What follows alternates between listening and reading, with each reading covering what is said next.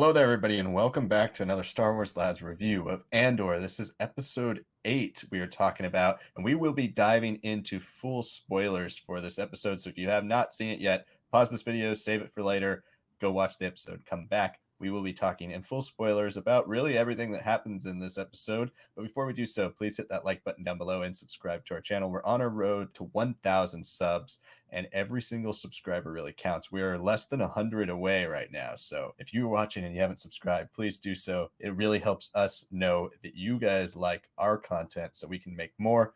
And the more and more of you who subscribe, the better and better our content can get. Let's talk about Andor episode 8. This was a really, really good episode.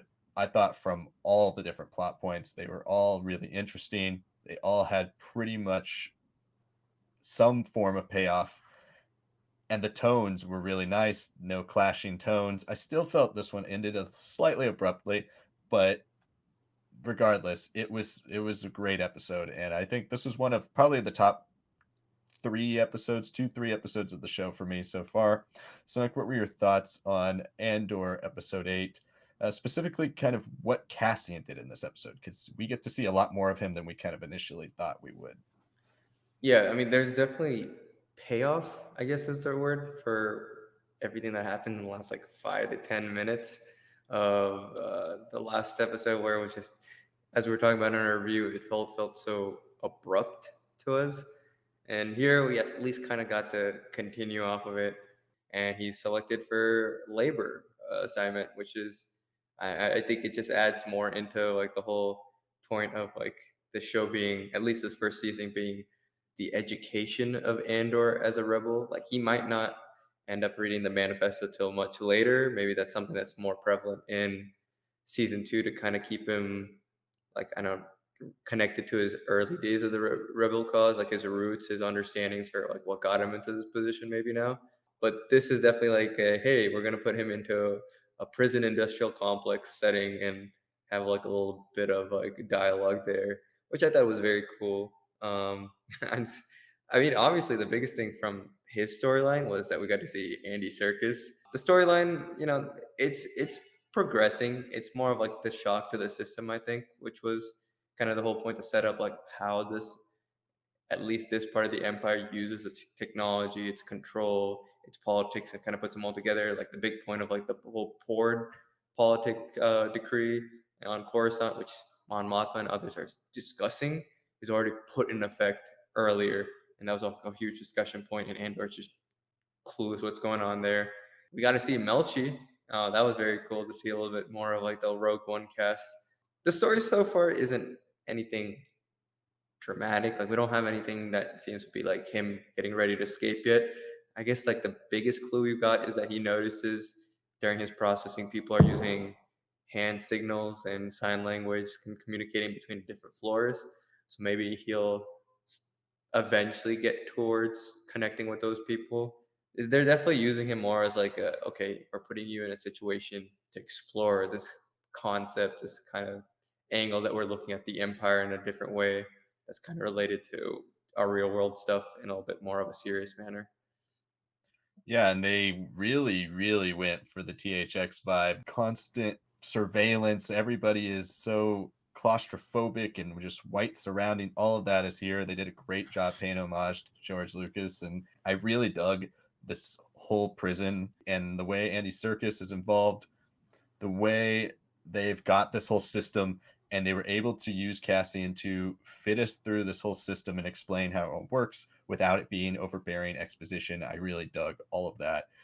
Melshi was a great touch, nice addition, and I'm excited to see him moving forward throughout the show. Hopefully, he becomes a mainstay in season 2 and beyond, because he was a character that, one of those characters that's given few lines but a large role in a Star Wars movie, who really makes a big impact in the moments he's in. Throwing us right in, I think it does justify a bit more of the way the last episode ended. It's the whole whirlwind effect, right? We said the tone last episode was very abrupt, and I still stand by that, because you have to take each episode individually. But that tone helped accelerate us into this episode. So if you were binging it, that tone would carry over really nicely to this episode, to where Cassian's just thrown in and like he is really dazed and has no idea what's going on. Everything's just happening around him. And I dug the way they introduced us and the way they're able to pull tension out of this whole scene, the first half of this episode as well with Cassian when the floor is about to go hot and he's still standing, kind of looking around, taking it in, like, how did I get here? Next, let's talk about the ISB. Dedra is still on her hunt for Cassian now. She now is aware of Cassian, mostly through Syril. But Sanak, what were your thoughts on the way that scene played out, but also her whole role in this episode? Yeah, I think it's pretty important to note that the scene really kind of starts with the whole ISB officers all together as she's making her like item requests. And Yularen is back, which I thought was cool, but they're also leading into the whole fact of like this guy is so above it all. He's not exactly the Yularen who, was like exasperated by Anakin in the Clone Wars. But Dedra is still that like passionate fury. Like she's there, she's requesting things, but she also is kind of demanding things in scenes. She's got the support of her major, which I thought was still cool to see. That he could potentially work against her at some point, after telling her to watch her back. So far, he's still giving her help. Yeah, I think the biggest thing for me was that we finally got to see Syril be brought back as a character. If episode 7 was like the prologue to the second phase of his life after the stuff on Morlana 1, this is like, okay, what is he doing to like rise back to really be something? He still comes off now as like a whiny, spoiled child. He still always will be, but that is what makes him dangerous. And now he's kind of getting a spine a little bit. The fact that he can like talk like straight at Dedra, say like, I was a great officer. I did all these things. Like, you need me. You can use me. Like, please. Like, it's a little bit whiny. It's a little bit begging, but it's also a little bit of like, I am a loose cannon and I'm willing to do what it takes to prove my loyalty to the Empire, which gives me purpose. Like, he is a bag of like very chaotic, kinetic, explosive things within his being, which I thought is very cool to see him kind of be put into this, interrogation room, see what he can tell. It's also pretty interesting to note that Blevin really didn't do anything, just forced him to sign the little report, which speaks of incompetence, but also just his willingness to just not care too much about Ferrix, which is, again, adds to the contrast to what Dedra and her being like so focused and fixated on trying to create this web, analyze all the things that the ISB are doing and saying, look, they're not approaching it the right way.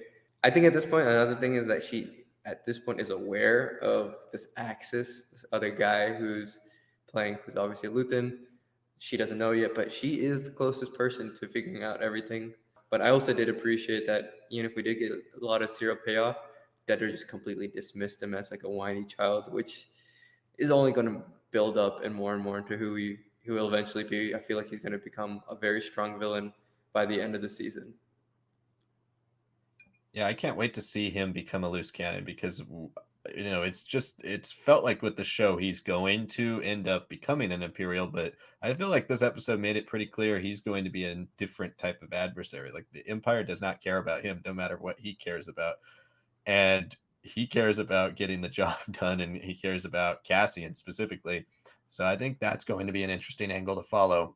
But the Ferrix stuff I thought all worked well, returning back to Cassian's mom and Bix and all the characters building up towards this revolution, seeing the impacts of the violence that's caused by Imperials with just random citizens, anyone who's met Cassian, anyone who knows Cassian, all of it is starting to crack down on them, which is going to eventually lead to that revolt. I'm looking forward to that. I did appreciate the Axis name and the way they're playing up these code names across the Empire. It's very much reminiscent of Fulcrum, which Axis and Fulcrum kind of go together as words in general. So nice touch there. But all of the SBS stuff I thought was good, but definitely probably the least content heavy of this episode. But I appreciate where this is going, and I can't wait to see how the rest of the Imperial storylines start to intermingle with Luthen's and with Cassian's. Now that brings us to Luthen, who is a much bigger role in this episode. Last episode, Mon Mothma was kind of our central politicking behind the scenes type person. She is in this episode, but she's only in a couple scenes and kind of doing the same thing we saw her last time, where she's just politicking around and talking around. Luthen's got some heavy meat in this story about both future parts of this show, but also the trajectory of what his character is thinking and what he's doing, because we haven't really gotten under his skin in a while. And it leads to a nice little Saw Gerrera appearance. Cynic, what were your thoughts on the entire Luthen storyline and the parts that we saw of Mon Mothma? I guess I'll start with the Mon Mothma stuff. It's definitely the smallest part. Like you said, we do kind of flip from her being the big player last episode to Luthen kind of being more of like the central politicking figure. But we get to see some stuff to connect with like the Andor storyline, like the whole Pord law bylaws or whatever. We get to see a little bit more of her stuff with her friend from Chandrila, who's like her banking friend who's trying to move around her assets. But we also get to see a little bit more of like the personal stuff that they've really been trying to highlight with Mon Mothma. That who we see in Rogue One, who we see in Return of the Jedi, she's alone because of a lot of things, it seems, and it's not just the politics that obviously we saw. While she's also doing that, her family is falling apart, but it's also because there've always been tensions. Like it seems like an arranged marriage, but her husband, when at 15, was maybe something that suited them in the Republic days when they're young and nothing was bad. But now that, he's become a bit more of like an imperial loyalist and, is here to throw parties and all that, versus her being the unassuming senator always fighting the empire like the rest of the people at the dinner party saying. The tension is there. I think the stuff with the daughter is also pretty important. They're not really being too forward with that stuff, but it seems like they're trying to play up like the angle of her daughter already kind of knowing what her mom is doing to some degree and kind of leaning more towards her dad's side for personal and professional stuff in life. And then now I think there's going to be a hint of her kind of believing that her mother is beginning an affair with this guy from Chandrila, her old friend. They're always talking at parties. She's bumped into him twice now. But the big stuff, again, like you said, is with Luthen. Luthen and Clea, I like that little interaction where he just doesn't accept Bix's message, like, can't create an open line. Okay, fine. I might be slipping, but at this point, we're also vulnerable. We have to do these things with this risk. I'm liking that we're seeing him settle down a little bit, but also still have that fear of Andor keep driving him. Like, oh man, this guy knows about me. What is he doing out there? Where is he? Like, he says it's because it's a loose end, but I honestly think he's invested in this guy. There's some like sort of personal connection, that maybe some knowledge that he knows, maybe some past connection or to someone he knows that is drawing him in, because he's way too invested for a guy who's been playing it safe for 10 years or so. And then the stuff with Saw, I thought that was all great. Forrest Whitaker always kills it.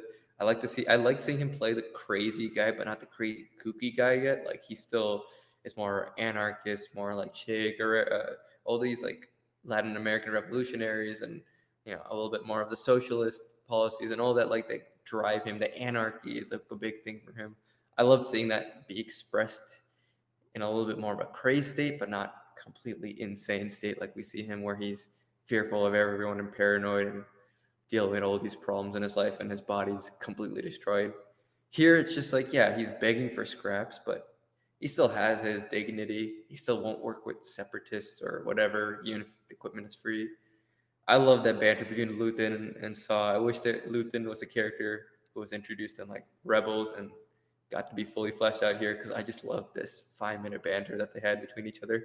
Was it you on Aldani? No, it could have been me. So I know it must have been you. Like I love that scene. It's interesting that Luthen calls himself a coward doing all these things behind the scenes. Even if Saw is also like, come on, you've done so much. Come out to the front.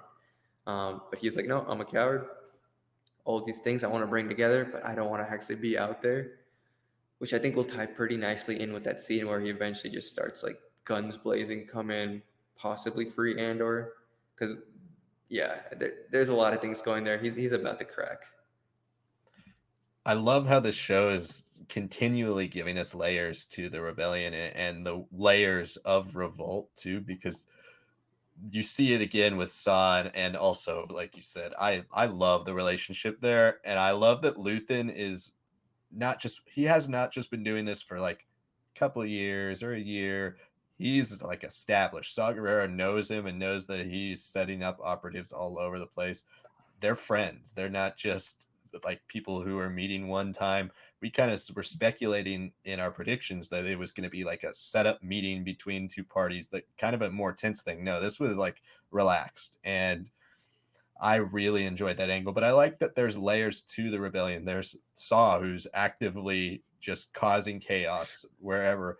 Then there's Luthen, who is a kind of an information broker, but a person who sets up things behind the scenes, never actually gets his hands dirty, but sends people out to get their hands dirty, but doesn't want people to know he's actually involved. Then you have Mon Mothma, who's a step below that, who is right out in the middle of it, but on the politics side, the side that everyone knows is not actually going to change anything, but she is too afraid to take that next step to the Luthen level, and Luthen's too afraid to take that next step to the Saw level. I think all of that is a really interesting juxtaposition that they've given all three of these characters, especially because we know Saw. I think with Luthen, since he's our new character, we know Saw, we know what Saw's like, we know where Saw gets. I think it's nice to compare the two and see how Luthen either gets to Saw's level or goes a little bit in a different direction that's a little bit, let's say, less crazy than Saw eventually gets. So I love all of that. I think bringing Saw back in the future too will be really great for Luthen's character progression, to see how those two characters are compared in that moment in time versus this moment in time. All of that was really phenomenal. And I think Luthen is going to slowly inch there. We're starting to see where Mon Mothma doesn't really get centrally involved in the conflict until Rebels, which should be fairly close to when season 2 begins and this season ends. Luthen, I think, is going to take that step before, which is going to cause Mon to take her step to Luthen's kind of level. We're already starting to see it unfold. It's going to be really interesting. And the Mon Mothma stuff as well. Always great scenes because the acting's fantastic. And really, there's such a great amount of political tension in those scenes with Mon. But the story didn't quite progress, mostly just bits of dialogue. So I enjoyed all of that. But Luthen was definitely one of the juiciest parts of this whole episode.